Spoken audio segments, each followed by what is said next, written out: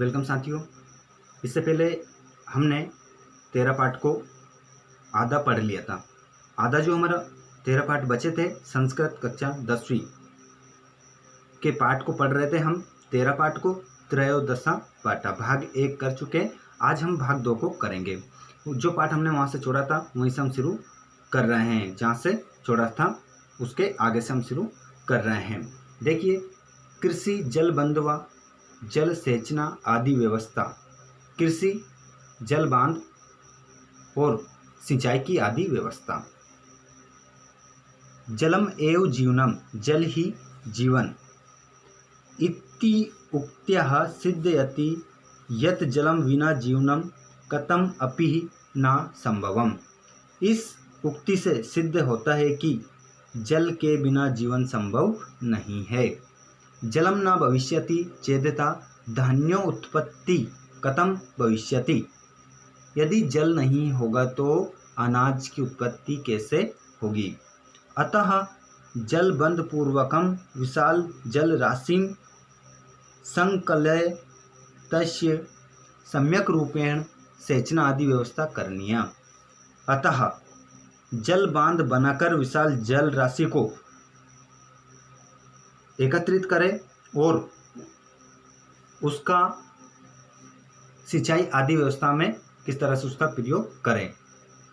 एतद् अर्थम सत्यवती सुता महाभारते उल्लेखति। इसीलिए वेद व्यास ने महाभारत में लिखा है, क्षेत्रम ही रसवत शुद्धम कर्षकेण उपपादितम रीते वर्षम न कौन्ते जातु निर्वर्तयेत फलम। उन्होंने लिखा है कि कृषक द्वारा की गई सिंचाई से खेत रस की तरह शुद्ध रहता है। कृषक जो सिंचाई करते हैं उससे जो खेत होते हैं वो रस की तरह क्या हो जाते हैं, शुद्ध हो जाते हैं, शुद्ध हो जाते हैं, तर हो जाते हैं। वो कहते हैं कौनते वर्षा के बिना फल उत्पन्न नहीं होता, वर्षा के बिना फल उत्पन्न नहीं होता, ऐसा उन्होंने बताया है। तत्र वे पुरुषम ब्रह्यु अस्मैकम यत्न कारितम, और कहा है वही परिश्रम से सिंचाई प्रयत्न करके करना चाहिए, वही परिश्रम से सिंचाई प्रयत्न करके करना चाहिए। शस्यानां जल सेचनाय नदीषु जलबंधः स्थापितुम् अपि निर्देशित। फसलों की सिंचाई के लिए नदियों में बांध बनाने का भी निर्देश दिया है। जो फसलें हैं उनकी सिंचाई करने के लिए नदियों में बांध बनाने का निर्देश भी महाभारत में दिया है। अब पढ़ेंगे हम रसायन शास्त्रम। रसायन शास्त्र महाभारत काले रसायन शास्त्रस्य पर्याप्तः विकासः अभवत्। महाभारत काल में रसायन शास्त्र का पर्याप्त विकास हुआ। तस्मात् एव औषधि विज्ञानम धातु शास्त्रम च विकसितम। उसमें ही औषधि विज्ञान और धातु शास्त्र क्या हुए, विकसित हुए। व्यासदेव कथयति, व्यासदेव कहते हैं कि रसायन विदस्या एव सुप्रयुक्त रसायन दृश्यन्ते जर्या भगना नगः नाग्ये रिव उत्तमे। अर्थात रसायन शास्त्र जो होता है, रसायन शास्त्र में क्या होता है, रसायन को जानने वाले रसायन का उचित प्रयोग कर बुढ़ापे को क्या करते हैं, खत्म करते हैं। जरिया करते क्या होते हैं, बुढ़ापे। जो रसायन को जानने वाले होते हैं वो रसायन का उचित प्रयोग कर, जो रसायन होते हैं उसका उचित प्रयोग बुढ़ापे को खत्म करते हैं और उत्तम औषधि से, और क्या करते हैं वे उत्तम, देखिए यहाँ पर संधि के कारण हो गए, उत्तम औषधि से क्या करते हैं, पहाड़ जैसे शरीर वाले दिखते हैं। ठीक है, ये इतना था। नाना विधानाम सुगंध द्रव्यानाम निर्माणार्थम पुष्पाणाम तेलस्य च उपयोगा तदानींतना जनः कुर्वन्ति। इसमें और इसमें बताया गया है कि कई प्रकार के इत्रों के निर्माण के लिए फूलों और तेल का उपयोग इन दिनों लोग करते थे।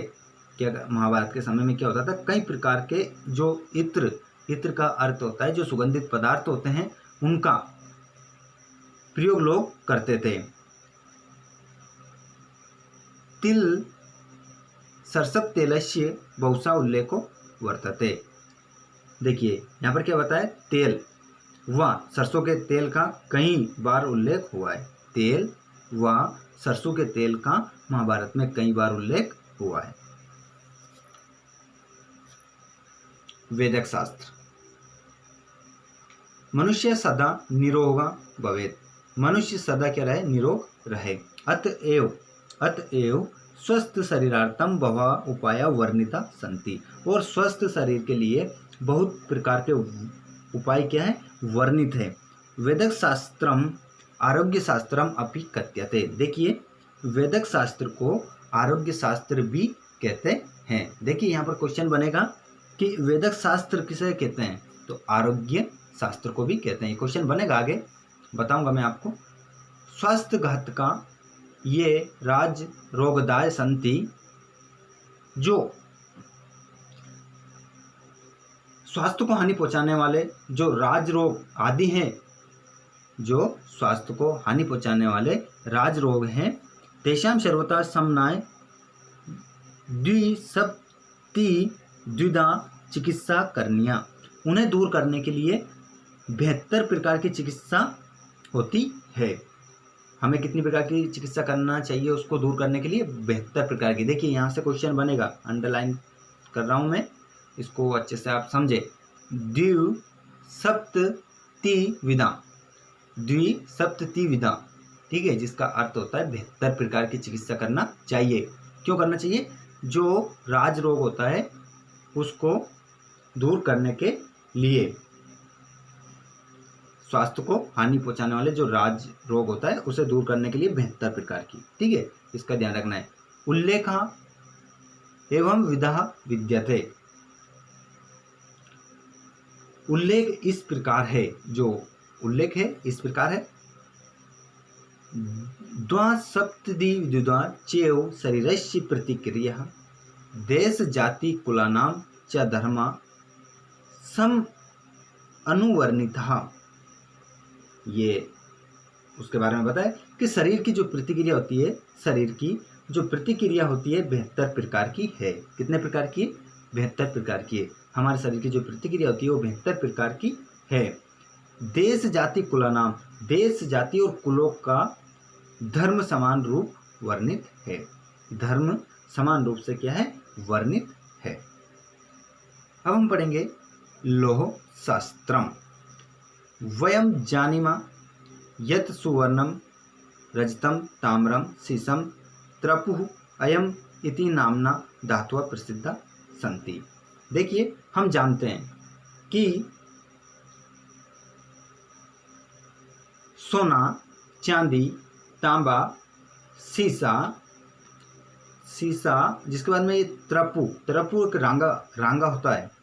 रांगा एक प्रकार की धातु होती है, ये भी त्रपु, जिसे संस्कृत में कहते हैं अया का अर्थ होता है लोहा। आदि कई प्रकार की धातुएं क्या है, प्रसिद्ध है। और भी हैं जो प्रसिद्ध है।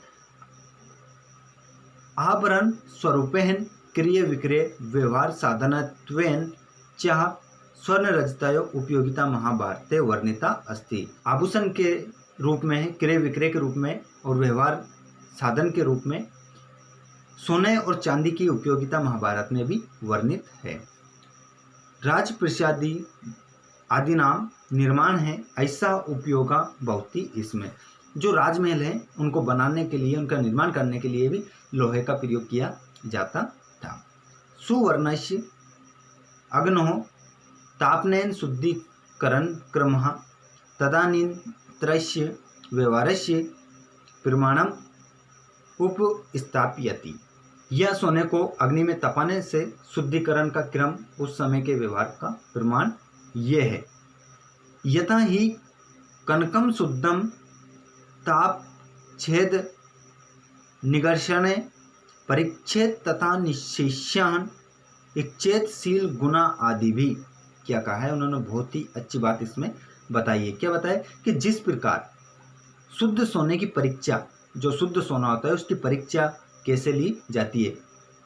देखिए छेद काट कर निगर्षण घसकर की जाती है, और तपाकर, ताप छेद निगर्षण मतलब तपाकर, काटकर और उसको घसकर उसकी शुद्धता को देखा जाता है। उसी प्रकार शिष्य की परीक्षा दृष्टि, चरित्र व गुणों से की जाती है। जो शिष्य होता है, शिष्य की परीक्षा उसके चरित्र, गुण और दृष्टि को देखकर की जाती है, ये इसमें बताया है।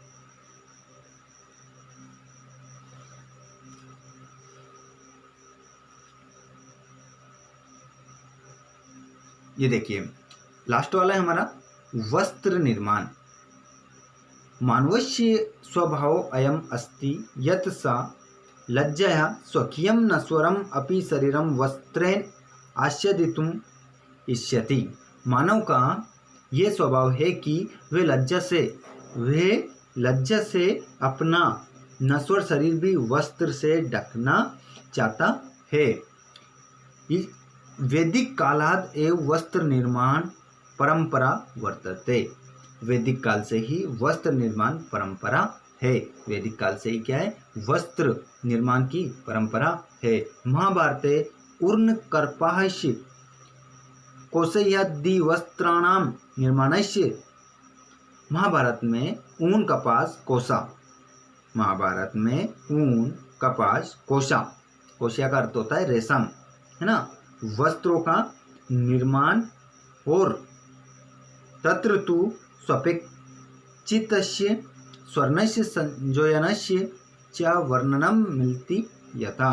और अपनी इच्छानुसार क्या होता है? और अपनी इच्छानुसार वर्ष रंग मिलाने का वर्णन मिलता है।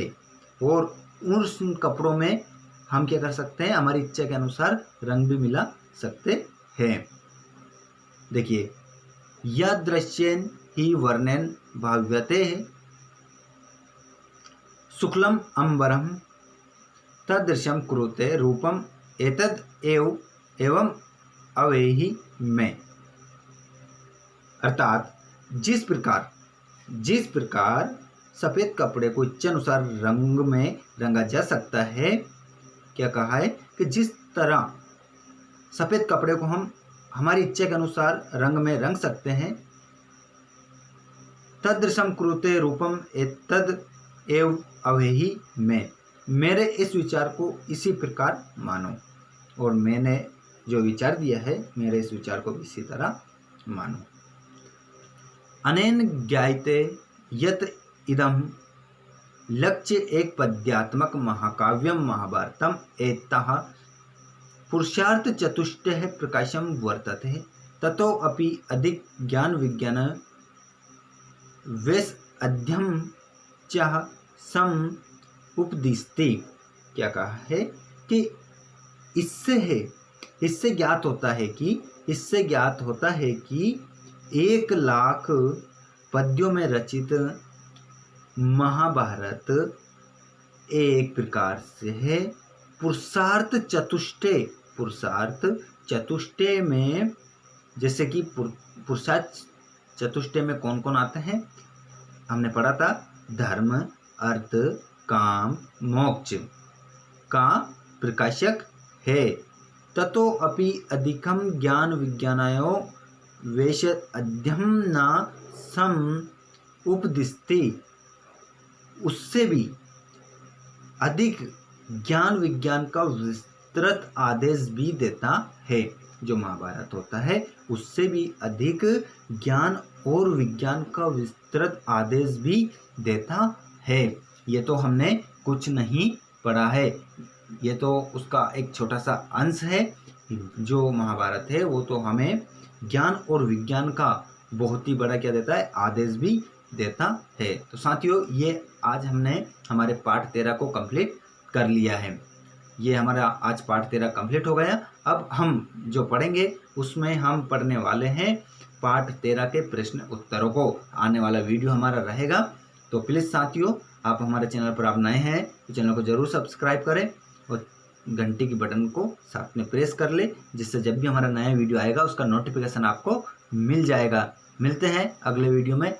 जय हिंद,